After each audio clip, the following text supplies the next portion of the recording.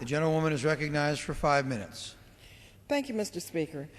I rise this evening with a heavy heart on behalf of the residents of my congressional district, the 9th Congressional District of California, to pay tribute to 4 fallen heroes from the Bay Area. This weekend, Sergeant Mark Dunnigan, Sergeant Irvin Romans, Sergeant Daniel Sakai, and Officer John Hagee, all members of the Oakland Police Department, were brutally gunned down while serving in the line of duty. Oftentimes, members of law enforcement go unnoticed, but they provide a critical service to help protect our communities. These men performed their jobs to the fullest every day, knowing that there was a possibility that they would ultimately give their lives in service to their community.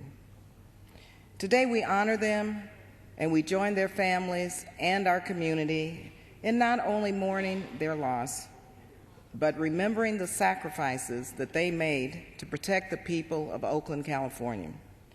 I feel that it's very important that everyone remember that these brave men were not nameless, faceless individuals. They were husbands, they were fathers, they were brothers, they were dear friends to many. Sergeant Dunnigan lived in Tracy, California, and was on the police force for 18 years. He was a graduate of Chabot College in Hayward. He was promoted to sergeant in 1999 and worked homicide cases in the criminal division. Following his transfer to the traffic division, he was active in the Click It or Ticket campaign and took part in multi-agency crackdowns on drunken driving suspects. Captain Ed Tracy described Sergeant Duncan as, and I quote, "just a cop's cop. He's OPD to the bone. He is absolutely committed to anything that he leads. He leaves to mourn his wife, Angela, and his 3 children." Sergeant Romans, 43, of Danville, was an Oakland officer since 1996. He was a member of the entry team and was considered one of the most adept members of the Oakland Police SWAT team by his colleagues. Irv, as he was affectionately known, was promoted to sergeant in 2005 and worked narcotics cases, making a number of high-profile drug busts. He leaves behind 3 children. Sergeant Daniel Sakai of Castro Valley was 35 years old. He was considered a rising star on the Oakland Police SWAT team and was recently named a leader of the entry team. Before joining the SWAT team, Sergeant Sakai worked on as a canine officer responding to calls with his dog. His dog's name was Doc. He loved nature, studied forestry at UC Berkeley, where he also worked as a community service officer, escorting students around campus at night.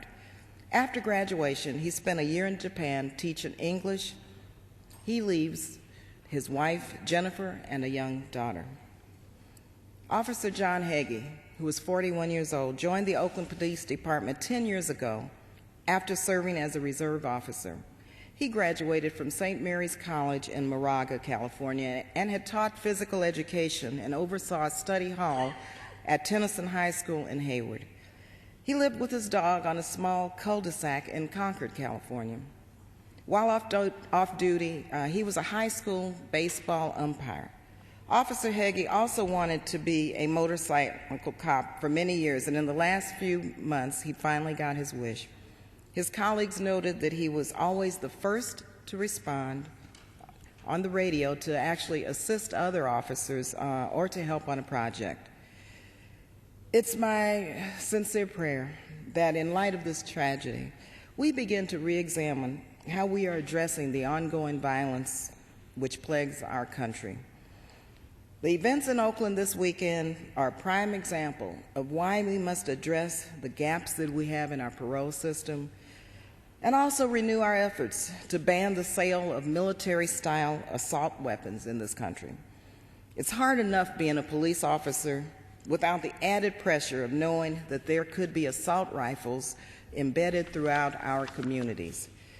We cannot bring back these brave men, but through their deaths, we can work and put in place policies that will make our communities safer for the people who live there, and also for the police officers who oftentimes have a very dangerous job protecting them. The death of these 4 officers is really an incomprehensible tragedy that's difficult for all of us to fathom.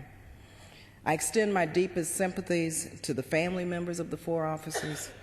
This is a difficult time, a very difficult time for members of the Oakland Police Department, the City of Oakland, and my entire congressional district, actually for the entire state of California.